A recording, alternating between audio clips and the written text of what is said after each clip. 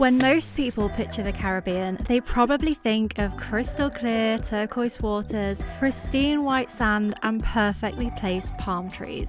But Dominica is different. We just wrapped up 3 weeks exploring Dominica for the first time, and it's safe to say this tiny island in the Eastern Caribbean has stole our hearts. It's nicknamed the Nature Island, and beaches aren't the star of the show here, but rainforest, waterfalls, rivers and adventure definitely are. In this video, we're going to give you a rundown of our top 10 things to do in Dominica, so let's get into it. Kicking off our list strong with one of the absolute best things to do in Dominica, and that's visit the glittering Emerald Pool with 2 bonus waterfalls just a few minutes away. Emerald Pool is located right in the centre of the island and is one of the most well-known attractions in Dominica, and it's easy to see why. The water has this gorgeous emerald green glow with the rainforest wrapped all around it. It feels beautifully tucked away in nature, even though it's one of the island's most popular stops. The first of those bonus waterfalls is Batibou Falls, which is a small but intimate waterfall right by the roadside. It's very pretty here, and we imagine it would be a nice spot if you had it all to yourselves. But a few tour groups arrived when we visited, so we didn't stick around too long. Just a minute or two down the road from Batibou Falls is Spanny Falls, another incredibly picturesque waterfall. The pool is large but shallow, and the way the cliff and canopy surround it is simply majestic. There is actually a second waterfall at Spanny Falls, but you have to climb a rope to get to it. It started raining quite heavily when we were there, so we didn't risk the climb. The 3 waterfalls we've mentioned so far are incredibly easy to access, with well-maintained paths and stairs to each of them. The only thing to keep in mind is that they're quite small, so they can feel busy even with just 10 to 20 people around. That said, they're still absolutely worth visiting, especially if you want beautiful waterfalls without the long hike. Next up is the Northern Link Road, which is probably the most beautiful drive we've ever done. This scenic mountain road connects the northeast and northwest of the island. Along the way, you'll pass rugged coastline, tiny rural villages, rainforest-covered hillsides, and you even go through the crater of a dormant volcano. One of the places we stopped along the way was Cold Soufriere, a cold sulphur spring which we didn't even know existed. The water bubbles up from the ground, and the whole area has that strange volcanic, slightly otherworldly feel that makes Dominica so different from other Caribbean islands. We also stopped at Middleham Falls, which felt like a real hidden gem compared to some of the other, more popular waterfalls in Dominica. Being inside a canyon like this was pretty epic, and so it's absolutely worth stopping here if you enjoy finding places that feel a little off the usual tourist route. The landscapes along this road are truly spectacular, but the drive is a bit sketchy, especially if you're a nervous driver, as there are plenty of narrow areas and sharp switchbacks next to steep cliffs. There are plenty of hot springs in Dominica, but we love the vibe at Te Quenglo Cho. It felt like we'd been dropped into the middle of the rainforest and left to soak in the most relaxing but hottest bath we've ever had. You're surrounded by a mixture of manicured gardens and dense rainforest, and if you're lucky enough to be there with no one else around, all you can hear are the sounds of flowing water and nature. It's incredibly peaceful. This Sulphur Spa is located in Watton Waven, one of Dominica's best known areas for natural hot springs. Just around the corner, you'll also find Screw's Sulphur Spa, which is another place we'd recommend. There are many therapeutic benefits to bathing in sulphur springs. It's anti-aging and nourishes the skin with mineral-rich water. We'd suggest spending a few hours soaking and enjoying the experience at one of these sulphur spas. It's absolute bliss. Next up is one of the most visited places in Dominica, Trafalgar Falls. This huge twin waterfall is probably the most beautiful we've seen in the Caribbean, and what makes it extra special is that thanks to the volcanic activity, it has both hot and cold water flowing from it. It's an easy walk to the falls along a path rather than a hiking trail, and it takes only around 5 to 10 minutes. When you arrive, you see an amazing view of both waterfalls from a viewing platform and shelter. Or if you're feeling more adventurous, you can take the scramble up the rocks to the bases of both of the falls, and there are pools to take a dip in along the way. Surprisingly, there were only a few people up there when we visited, so it was super peaceful.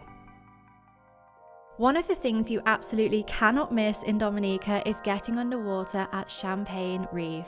We have never seen anything like this anywhere else in the world. As you swim along the shore of this rocky black sand beach, you start to see movement along the ocean floor. Then, as you get further along the coast, you're all of a sudden surrounded by tiny volcanic bubbles rising up from beneath you. It's like you're swimming in a glass of champagne, hence the name. And what's fascinating is that all of this is caused by Dominica's volcanic activity. The same thing that gives Dominica its hot springs and sulphur pools, only here you're swimming right through it. Ethereal is the only way to describe snorkeling here. It really did feel like we've been transported into another dimension. We stayed for ages, our skin was wrinkly by the time we got out, but it's just so different and completely magical, you don't want to leave. You've probably guessed by now that one of the most common things to do in Dominica is visit waterfalls, and this one in particular is what made us fall in love with the island. At over 80 metres tall, Middleham Falls is the tallest waterfall in Dominica, which is jaw-dropping in itself. But it wasn't until we flew our drone and saw it surrounded by these huge mountains and rainforest we really realised how impressive the nature in Dominica truly is. It takes around 30 to 40 minutes to get to the waterfall, and the hike is not as easy as the other waterfalls we've mentioned so far. You'll need good trainers or hiking shoes for this one because it can be very slippery and there are some river crossings as well. Although Dominica is not known for its beaches, that doesn't mean you should skip them. One of the best things to do here in and amongst all the adventure is to slow down and just be a beach bum for the day. Batibou Bay is our favourite. It's up in the northeast of the island near the village of Calabishi. Even though it's on the Atlantic side of the island, this crescent-shaped bay is slightly protected on either side, so the water is calm enough for swimming.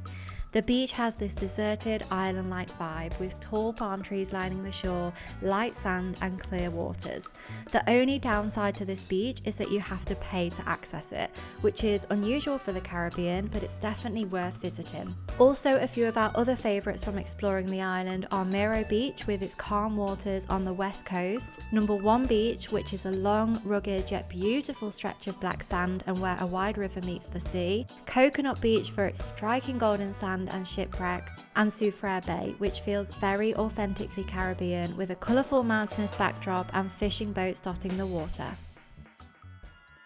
Dominica's largest natural lake sits at over 2,500 feet above sea level, just above the village of Loda. We really enjoyed the hike here, even if it did take us over an hour to find the trail we were looking for. There is a loop that circumnavigates the lake. It's an undulating trail that starts at the edge of the lake and takes you up into the surrounding hills, giving you some of the most incredible views of the island. Be warned, it is one of the rainiest places in the world, meaning the trail is usually wet and slippery, so wear shoes with good grip for this one. When you finish the loop, the best thing to do to cool off is to jump straight into the lake. And yes, it is very cold, and yes, we were warned of a mythical creature under the water. But if you pretend you didn't hear that and just go for it, you won't regret it. On your way into Freshwater Lake, you'll pass this colourful bar called Good Vibes Only, and on your way out, we recommend stopping here for a drink, cuddles with the cutest dogs, and some ital food. Froggy, the owner, built this place himself, and all of the fruit and veg you see around has been grown by him on the land surrounding the bar. It's pretty incredible what he's done. Also, the views are to die for. We ended up staying here for hours, and we watched the sunset into the Caribbean Sea from high up on this mountain. We'd never been canyoning before Dominica, but after doing it here, we'd absolutely do it again. Cliff jumping, abseiling down waterfalls, rock climbing and swimming through towering, dramatic gorges was such a thrilling experience. There are a few canyoning operators in Dominica, but we used Extreme Dominica and can highly recommend them. If you like a bit of adventure and adrenaline, then this should be high on your list of things to do in Dominica. Hiking to the second largest boiling lake in the world was definitely the most difficult but one of the best things we did in Dominica. If you'd have asked us at the end of the hike if it was the best thing we did, we would have said no, as we were exhausted, muddy and very achy. But looking back, it definitely was. It was challenging but incredibly rewarding and unlike anything else we've ever done in the Caribbean. You pass through thick rainforest, climb up and down mountains, cross boiling streams, walk through the steaming Valley of Desolation and eventually arrive at a huge 60-metre wide lake that is literally bubbling in front of you. In total, the hike took around 8 hours with a total elevation gain of over 2,000 feet. But if you're physically able to do it and you're up for a proper adventure, we totally recommend spending a day of your trip hiking to the boiling lake. We've added another bonus stop to this one because the hike starts and finishes at T2 Gorge, which is easily one of the best things to do in Dominica in its own right. T2 Gorge is a deep, narrow gorge filled with crystal clear, freezing cold water. You swim through the gorge between the towering rock walls before reaching a small but surprisingly powerful waterfall at the end. You can visit here without doing the Boiling Lake hike, and we did twice. But if you are taking on the hike, it's also the perfect place to cool off afterwards and start your post-hike recovery. It's not often you find yourself completely alone at a beautiful waterfall or Caribbean beach, but in Dominica it happened to us more than once. Because Dominica is still flying slightly under the radar as a Caribbean destination, you don't get the same crowds you find on many other islands. There aren't hordes of tourists packed into every viewpoint, beach or waterfall, which means your chances of having a place all to yourself are surprisingly high. That was one of the things we loved about Dominica. And that's it for our top 10. We know we only scratched the surface of what Dominica has to offer. We didn't find time to visit the Kalinago territory, which is home to the last indigenous community remaining in the Caribbean. There are many more waterfalls and beaches we wanted to see, diving and snorkeling we didn't get to do, and food we weren't able to try. But we know for certain that we will return to Dominica sooner rather than later. Comment down below the next Caribbean island we should cover, and we'll see you in the next one. Bye!